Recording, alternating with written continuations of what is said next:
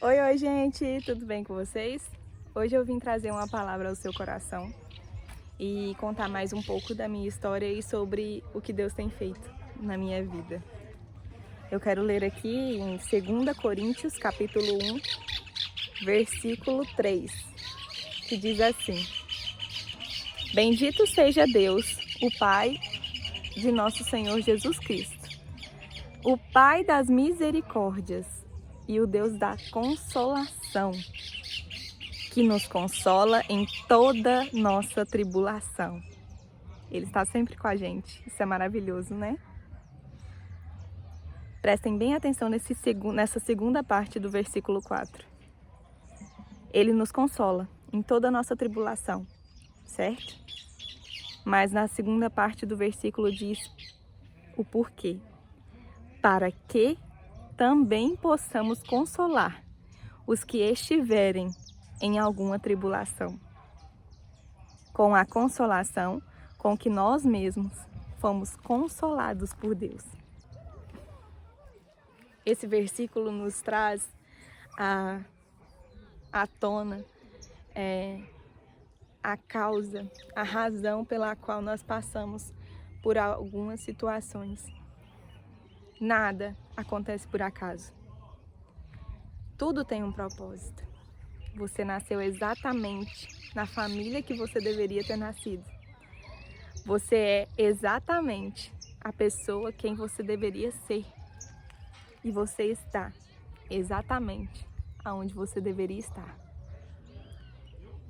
Quem somos nós para dizer o que deveria ou não ter acontecido, como deveria ou não ter acontecido alguma coisa, se nada sai do controle da mão de Deus? Eu vou dar um exemplo aqui, que é sobre a minha história. Minha mãe me teve com 15 anos, e solteira, né? Meu pai, a minha família não permitiu que ela casasse com o meu pai, por conta de várias questões. Eles não tinham um relacionamento muito saudável e naquela época, há 24 anos atrás, a igreja era muito rígida e por conta de vários motivos e por conta também da vontade, do projeto, do plano de Deus para minha vida, os meus pais não se casaram, não ficaram juntos. E eu fui criada pela minha mãe, junto com a minha avó, meus tios, meu avô e minhas tias também, e a família inteira me abraçou, me acolheu e ajudou e participou da minha criação. E aí eu pensava assim, gente, eu tenho tanto amor, eu sou rodeada por tantas pessoas que me amam, que me querem bem, mas eu não me sinto amada. E eu não me sentia amada e eu ficava olhando assim, eu sentia como se eu não pertencesse àquele lugar, como se eu deveria ter nascido em outra família, porque eu não me sentia pertencente, eu não me sentia merecedora daquele lugar. E eu fui crescendo, me desenvolvendo com muita rejeição, porque todas as coisas, elas cooperam para o bem daqueles que amam a Deus. Então, eu tô contando essa história assim, ela é triste, mas o final é um final muito feliz, é um final de superação. Então, eu não sou vítima da minha história, pelo contrário, eu sou sobrevivente, eu sobrevivi. E eu sobrevivi porque Ele cuidou de mim, porque Ele esteve comigo em todos os momentos. Então, como todos sabem, eu sou estudante de psicologia, estou no 10º período, para a glória de Deus, esse ano de 2021, vem o diploma, vem o CRP, e durante os 5 anos de faculdade, eu já estou há 6 anos na faculdade, eu tive que trancar por algumas questões emocionais, algumas questões de saúde, e durante todo esse tempo na faculdade eu não entendia ainda o porquê que eu estava ali. E eu ouvia muito falar sobre desenvolvimento do feto na barriga da mãe. E aí, nos primeiros períodos, logo que a gente entra na faculdade, as primeiras matérias que foram direcionadas a nós, da minha turma, foram sobre desenvolvimento intrauterino. Os sentimentos que o feto tem, que são formados, as cognições, as referências de sentimento, de comportamentos, elas são formadas intrauterinas. Então, a partir dos 3 meses de gestação, o feto ele já consegue sentir tudo aquilo que a mãe está sentindo. É tudo passado para ele. Então, toda a área externa está em direto contato com o feto que está ali. E muitas pessoas não se ligam nisso. Na verdade, eu nem acreditava e nem me importava muito com isso. E logo no meu primeiro ano de gravidez, no meu primeiro ano de faculdade, eu ouvia muito falar sobre isso e as pessoas falavam, meus professores traziam histórias de crianças que não conseguiam comer, que não conseguiam se relacionar, que tinham transtorno bipolar, que tinham vários tipos de transtorno que foram desenvolvidos por traumas sofridos durante a gestação da mãe. E aí eu ouvia aquilo e nada acontecia comigo, assim, né? Eu não ligava uma coisa na outra. E como eu já falei, a minha mãe, ela me teve com 15 anos e não foi uma gravidez muito fácil. Mas eu nunca me liguei a isso. Não me perguntava, não me questionava em relação a isso, porque eu achava assim, que não fazia tanta diferença na minha vida.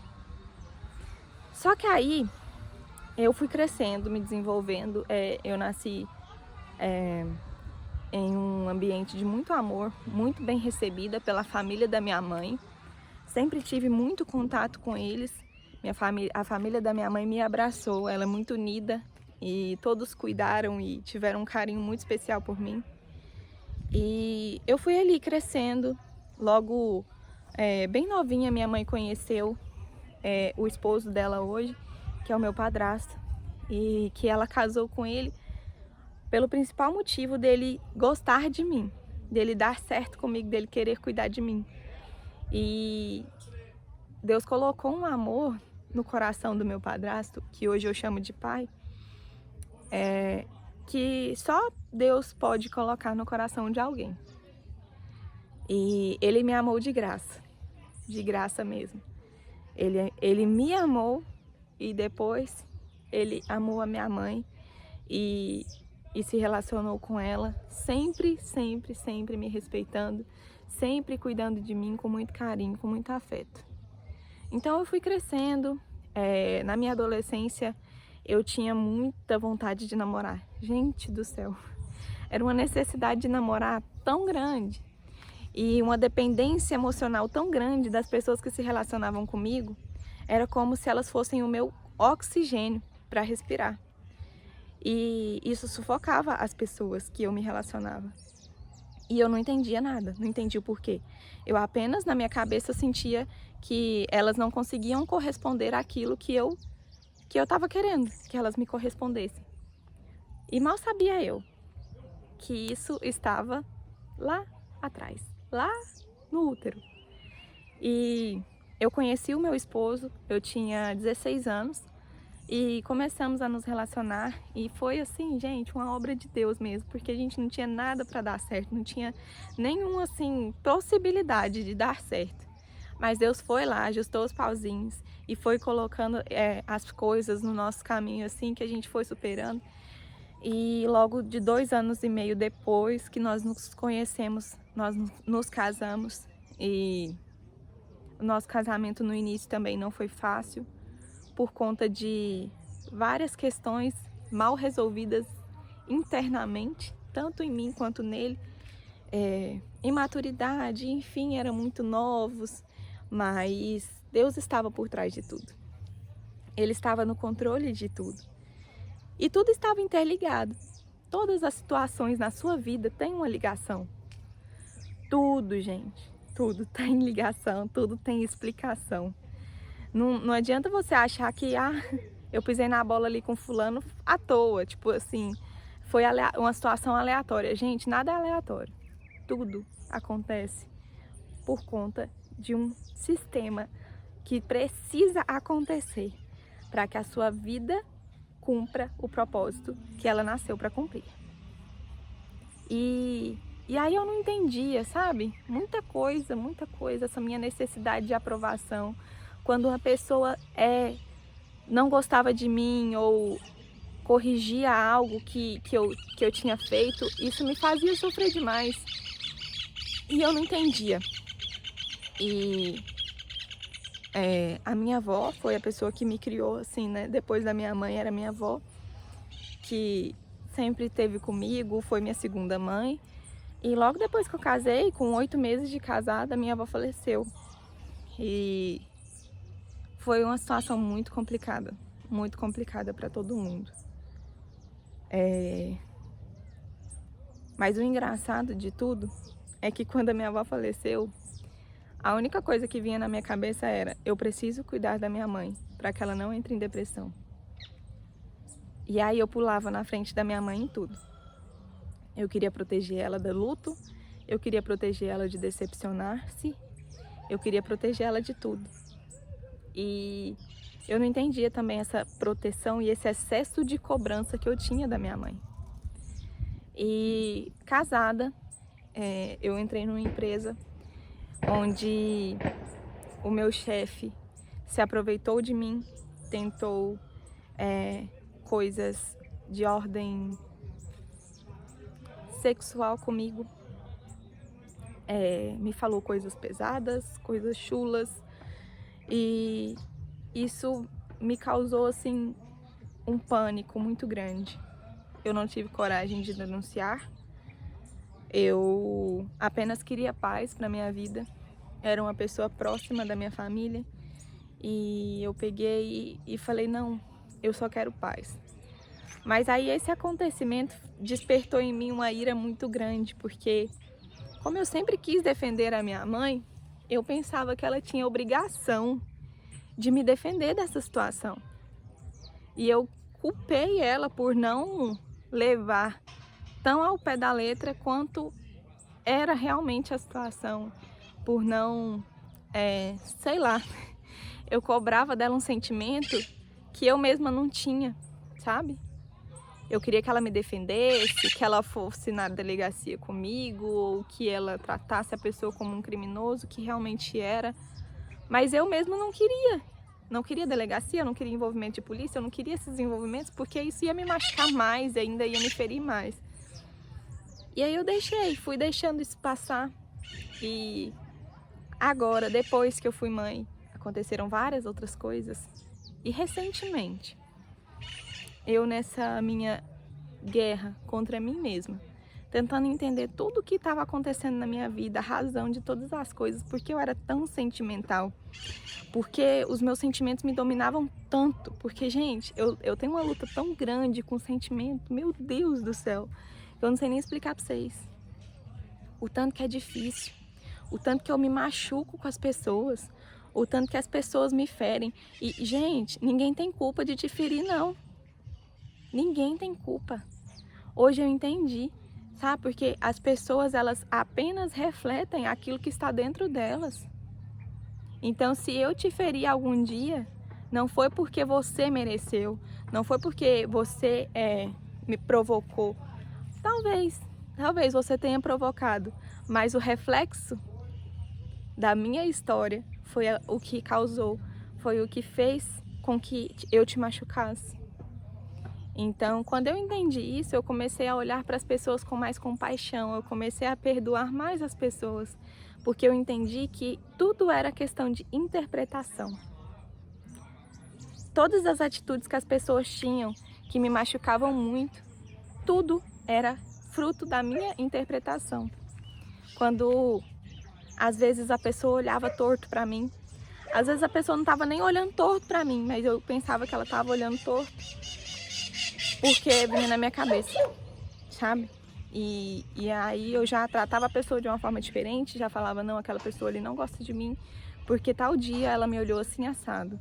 E aí aquilo me impedia de ter relacionamentos saudáveis. E aí eu ficava sem entender Até que aconteceu uma situação e eu tive uma síndrome do pânico com crises muito fortes. Não conseguia me levantar da cama, não conseguia trabalhar, não conseguia fazer absolutamente nada. E eu sempre fui muito resistente contra medicações, porque eu sempre tive para mim que eu tinha que tratar a causa de todo o meu sofrimento. Eu tinha que encontrar essa causa, porque não tinha explicação para uma pessoa de 24 anos, tão nova como eu, não ter vontade de viver, não ter vontade de levantar da cama, ter vontade de ficar só deitada. Gente, eu não aceitava isso. Não aceito isso. E eu ficava me perguntando, e Deus colocava no meu coração o desejo de ajudar pessoas. E eu falava: Deus, eu não consigo me ajudar, eu não consigo falar para mim, fazer na minha vida, com que moral eu vou chegar em alguém e falar: olha, faz isso que vai melhorar para você. Se não melhorou para mim, vai melhorar para quem?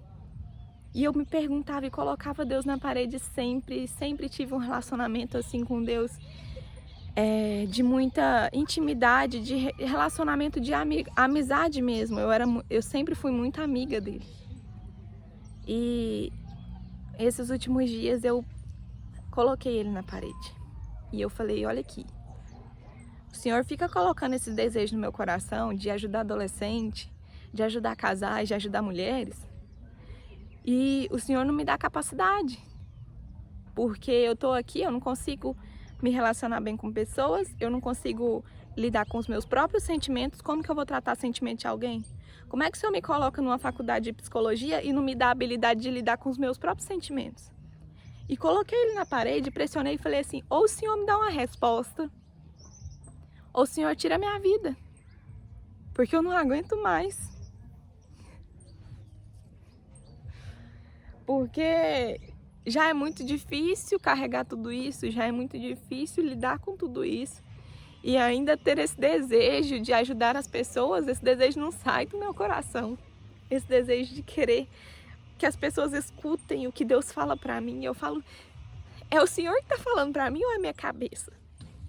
Porque eu vou buscar uma internação. Porque não tem condição de tanta riqueza, de tanta sabedoria vir na minha mente e eu não saber administrar, eu não saber lidar aplicar isso na minha vida. E aí, quando eu fiz esse confronto com ele, no mesmo dia, ele me respondeu.